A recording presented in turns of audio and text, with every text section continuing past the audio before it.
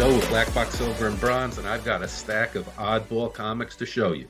No spec, no keys. Let's go.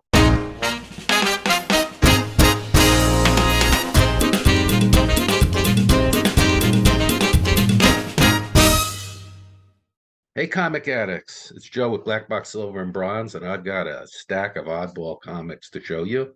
There are no specs here. There are no keys. So if that's what you're looking for, go find another video. But if you just want to see some cool oddball stuff that you don't usually see, stick around. So the first comic I have is this one. It's called The Brute. And this is the Ash Can edition.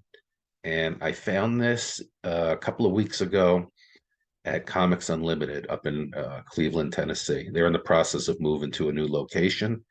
So there wasn't a lot to dig through. They were boxing all these things up. But I found this one. And this is pretty interesting. The art and story are by the West twins, Christopher West and Scott West. Christopher wrote the story, and Scott is the artist. And the art in here is really good. And the story seems pretty cool, too. And so this is just an Ash Can edition, but the art. And it says, so this came out in September of 2020. And it said that a 3-issue miniseries about this character, the Brute, was going to be coming out in the fall of 2021. And I've looked around on eBay and my comic shop, and I can't find it. So I'm going to do more digging. I would like to look into that. If anybody knows anything about the Brute, let me know where I could find it. Then I was up in Sevierville, Tennessee, visiting a friend of mine, and there's a comic store up there called Escape Reality Comics. They've got a lot of good comics in there. But when I was searching it up, it said I was reading the comments about it. Some of the reviews said that like the people in there make you feel like they're angry that you're in there, you're bothering them. And the other thing was that they don't let you buy more than one copy of the same comic. So I was there, I went there, and those reviews are exactly true. But I did find this one. This is a little mini comic. It's called Star Team, and Marvel made it for Ideal, I think 1977, if I recall correctly, for some toy they had. But the art is pretty cool. I mean, it looks just like a, Marvel or high quality sci-fi comic. So I have never seen this before, and I knew I would never see it again. So I snagged it. But they won't let you buy. The guy behind the desk just seemed like angry that I was in there, that I was bothering him. And I got a stack of comics, and they had some signs like on the new comics that said you can't buy more than one, so that each customer can have a comic. But I thought it was just for the new comics. So there was an older comic, and I grabbed 2 copies of it, and he's like, no, you can only have one. So it was kind of weird. So now the rest of this stack I got at Second and Charles last night. And I love going in there and digging through the indie boxes, because that's where you could find all that old 80s black and white indie comics for like under $1. And so everything in this stack that I'm going to show you, except for the last comic, was under $1. I got some for $1, some for 90 cents, some for 75 cents, some for 40 cents. So these are great deals. And then the last comic I only paid $1.80 for. But the first thing I got, which is not a comic, is I got the DVD of Star Trek: The Wrath of Khan.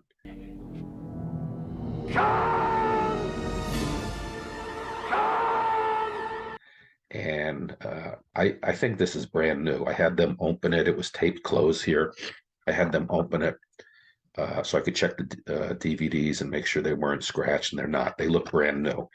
But This is the best Star Trek movie. And just recently, a couple of weeks ago, when I did my interview with Alan, we were talking about Star Trek, and he had mentioned that he agreed that that was the best Star Trek movie.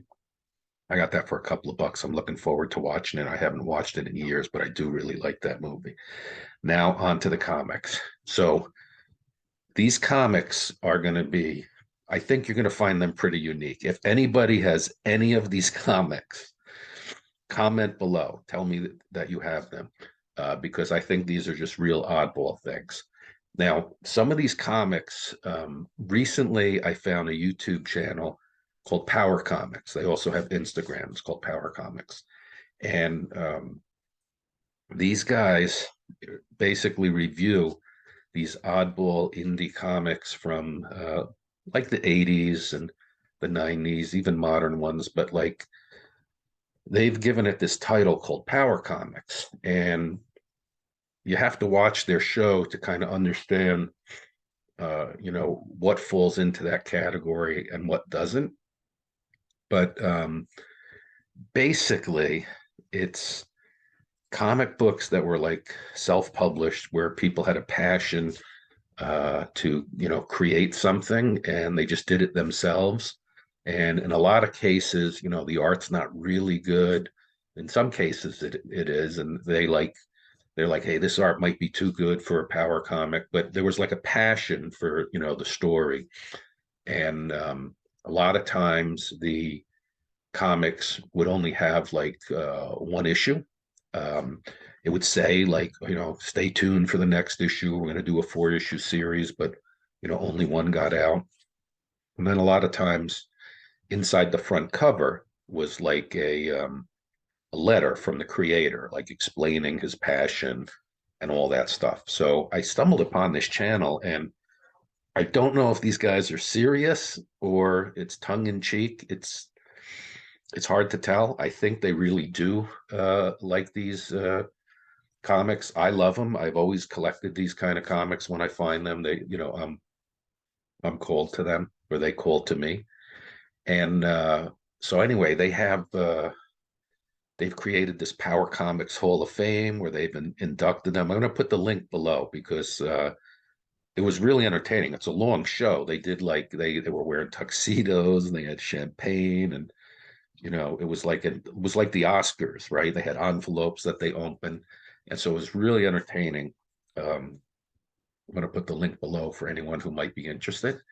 And it's kind of to me like almost like if you remember Mystery Science Theater 3000, where they were watching these old movies and commenting on it. It's kind of like that. But it's hard to tell. Are these guys, do they really, really like these comics, or is this just all a show? But it's very entertaining, and I like the comics. So some of these I think kind of fit into that category. That's the preface. So the first one is the new Power Stars. This was from 1989, and it says the new Power Stars because there was an earlier couple of issues of it. But that looks pretty cool. Like, it looks like not one, like a big company like Marvel or Image or something like that. Obviously, you could see. But a lot of these have these like black and white interiors, but the art is pretty good in here. And so I'm looking forward to reading this one. Okay, that's the first one, the new Power Stars. And then the next one, this is from Silver Wolf Productions, and this is called Thieves. This is issue number 2. I think there were 2 issues in the series, and you could see it kind of looks like, somebody drew that at home. But again, they got these black and white interiors, and it looks like a decent story and art there. So I'm looking forward to reading that one. Here's another one, Street Fighter. This is issue number 2 of Street Fighter from Ocean Comics. And I'm not sure. I know there was a video game called Street Fighter. I don't know if this is tied into that or not. But this one is colorized inside, and it looks really more professional. That's Street Fighter. This one's not, this one is more mainstream. This is Eclipse Comics, Airboy. I snagged this one because it has this great heap cover on it. And, you know, the original Airboy heap covers, they're kind of pricey, but this one I was able to get for 40 cents. It's in great shape. And I think Chuck Dixon wrote some of the stories. Yep, writer Chuck Dixon. And the interior art is just really good. All right, has anybody ever heard of Delta 10? It's a lady cop, woman cop. So this is issue number 3 and more black and white interiors. It says here, welcome to the 3rd issue of the Adventures of Delta 10. We hope you enjoyed this issue and will stick around as the saga of the woman police officer continues. Reaction to Delta issue 1 continues to be favorable. Okay, how about this one? Heroes of Rock and Fire. Now, doesn't that image just grab you? I mean, if you saw that, wouldn't you want to find out about the origin of the Aliens 8? Okay, more black and white interiors with some nice art. These are all from the 80s. This is 1987. Title of the first story is The Green Girls of Ganymede. So great stuff there. How about this one? This is a 3-issue limited series from Pyramid Comics. This is The Adventures of Theon. And this is the middle issue. This is issue number 2. Right? Here's what's cool about this one. It's not black and white inside. Sometimes I've seen comics that have had like kind of like red, like a red tint to it. But look at this one. Everything is blue. So the whole story is like this. It's blue and white. Instead of being black and white, it's blue and white. Interesting here in the front, it's got one of those write-ups that the Power Comics guys talk about the artist and creator. Don Bryan lives in Colorado City, Colorado. He is a full-time deputy sheriff for Pueblo County and resident deputy for Colorado City and Rye, Colorado. Don is a lifetime artist. It goes on. Then it talks about the author, Francine Mizo, M-E-Z-O, was a native California. And she knew Don Bryan for 7 years when she lived in Colorado. But they were creating this while she was in Northern California and he was in Colorado. So the problem with finding these is that you got one issue and it's a 3-issue series or 2 issues, and you know, finding the other ones, it takes quite a while to stumble upon them. All right, here's something. I got 2 issues of this. This is called Vector. So I got issue 2 and 3. It's by Now Comics. And what it says up here on the top is color comics with full color computer graphics. So they used computer graphics to create these. And what's really cool, you can see like here on the cover, it looks like an 8-bit computer. And some of the panels inside also look like that. You know, they look like you're playing an old video game like Leisure Suit Larry or something like that, especially this page here. Right? So that's pretty cool. I got 2 issues of Vector. And then this one is super cool. Has anybody ever heard of this? Iron Marshal from Jade Man Comics. This is issue number 3, and the interiors just blow me away. So it's not in black and white, it's in full color, and the coloring and the art is truly amazing. Look at this. So they start the story on the inside front cover, then they continue it on the newsprint. And the art is really, really fantastic, and the coloring just is really terrific. Look at this. So I am really looking forward to reading this one and hopefully finding more issues. Looks like it's got a samurai kind of feeling, inspiration for it. So that is the Iron Marshal. Here is from Amazing Comics, Tales of the Sunrunners. Another black and white 80s comic on the interior, but some really good art in here. Um, some interesting character creations. Look at the splash page. There was this one character in here I wanted to point out. It's kind of like a ice. Yeah, there he is, like a rock or ice kind of character there. That's Tales of the Sunrunners. All right, last two. This one is more mainstream. This is Predator versus Magnus Robot Fighter. Never heard of it before, but I saw this. This is the first issue of a two-issue series. And, this is a Dark Horse and Valiant creation. So it's pretty mainstream. Now, this last one, this was the most expensive one. It wound up costing me $1.80. Check this out. Super Suckers, issue number 1. Looks kind of like Archie, doesn't it? All right, because the artist, Jeff Schultz, is Archie artist. And so look at this. It's suspense, action, sorority parties, romance. This is by Sitcom Comics. And check this out. It's signed by Jeff Schultz. So that's always cool whenever you're digging through and you find these signed comics by the artist or the writers, whoever, and they're just in there for $1.